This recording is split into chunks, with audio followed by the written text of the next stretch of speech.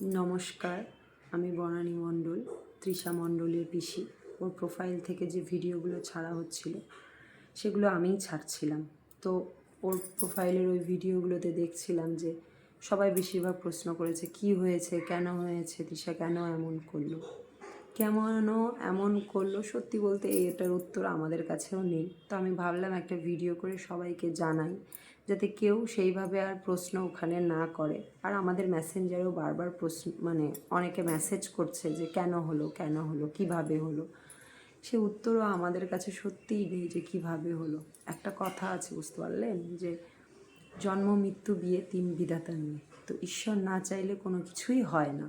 তো ঈশ্বর হয়তো চাইছিল ওকে নিজের কাছে রাখে দিতে, কারণ ও তো খুব ভালো মনের মানুষ ছিল, খুব বড় মনের মানুষ ছিল। ছোট্ট মেয়ে ছিল, কিন্তু ওর মনটা ছিল অনেক বড়।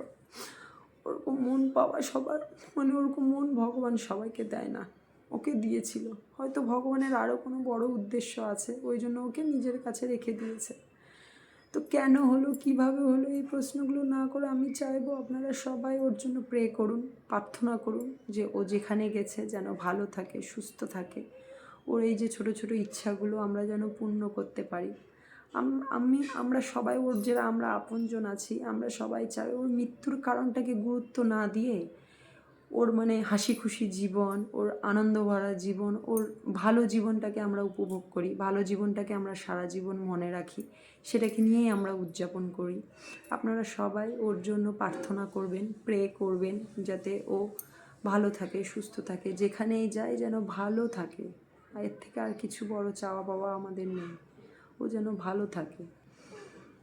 এরপরে আপনারা সবাই তো কম বেশি জানেন যে অর্ঘ্যজিৎ আমাদের দক্ষিণ দিনাজপুরের একটা বাচ্চা, বালুরঘাটের, যে আমাদের যে তৃষা ছিল ওর শেষ ইচ্ছা ছিল যে ওই বাচ্চাটাকে হেল্প করা, সাহায্য করা।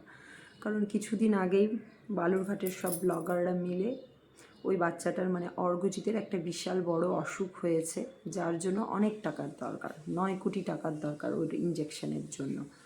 তো আপনারা মোটামুটি সবাই এই বিষয়টা জানেন যে বালুরঘাটের সবাই এখনও উদ্যোগ নিয়ে ওই বাচ্চাটার যাতে ওই টাকাটা জোগাড় হয়ে যায়, সেই জন্য সবাই উদ্যোগ নিয়ে ওকে বাচ্চাটাকে সাহায্য করার জন্য যে যতটা পারছে হেল্প করছে।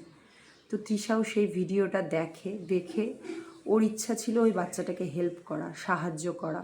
তো ও আমাকে, ওর কাকুকে, ওর পরিচিত যারা সবাই আছে সবাইকে বলেছিল যে সবাই চাঁদা হেল্প করিস, আমাদেরকে স্ক্যানার পাঠিয়েছিল। এবং তৃষা থাকাকালীন আমরা অনেকে কিন্তু হেল্প করেছি, সেই টাকাগুলো ওর অর্ঘ্যজিতের বাবার যে স্ক্যানারটা আছে সেখানে আমরা দিয়েছি। এবার ওর ইচ্ছা ছিল খাপুর থেকে চাঁদা তুলে বাচ্চাটাকে হেল্প করা। তো কিন্তু এমনই দুর্ভাগ্য, যেদিন ও চাঁদা তুলবে সেই দিনই ও আমাদেরকে ছেড়ে চলে গেল। তো আমরা সবাই ওই জন্য ওর ইচ্ছাটাকে সম্মান দেওয়ার জন্য ওর হয়ে আমাদের গোটা খাপুর থেকে চাঁদা তুলে অর্ঘ্যজিতের বাবার হাতে আমরা সেই চাঁদার টাকাটা তুলে দেই, যাতে অর্ঘ্যজিতের চিকিৎসার কাজে সেই টাকাটা লাগুক।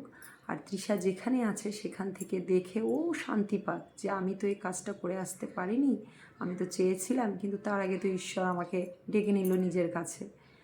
তো ওর ইচ্ছাটাও যেন পূর্ণ হয়, ও যেন শান্তি পায় যে না, কারণ ও তো খুব দায়িত্ববান মেয়ে ছিল, কোনো দায়িত্ব নিলে সেটা না করে ছাড়তো না। তোর কাজটা তো অসম্পূর্ণ থেকে গেল, তার আগে তো ঈশ্বর ওকে নিয়ে নিল। তো ওর ওই ইচ্ছাটাকে সম্মান দেওয়ার জন্য আমরা সবাই যে যতটা পেরেছি ওর হয়ে আমাদের গোটা খাপুর থেকে, অনেকে স্ক্যানারেও দিয়েছে, ওই বাক্সটা ওর বানানো, তো ওই বাক্সটাতেও যে যতটা পেরেছে দিয়েছে, বাদবাকি অনেকে স্ক্যানারেও দিয়েছে। দিয়ে আমরা বাচ্চাটাকে যতটা পেরেছি তৃষার ইচ্ছাটাকে সম্মান দেওয়ার জন্য, বা আমরাও নিজেরাও চাই অর্ঘ্যজিৎ যাতে তাড়াতাড়ি ভালো হয়ে যায়। কারণ ও যদি ভালো হয়, হয়তো আমাদের থেকে বেশি কেউ খুশি হবে না, কেউ না। আপনারা সবাই তৃষার জন্য প্রার্থনা করবেন, ও যেখানে থাকে যেন ভালো থাকে, সুস্থ থাকে।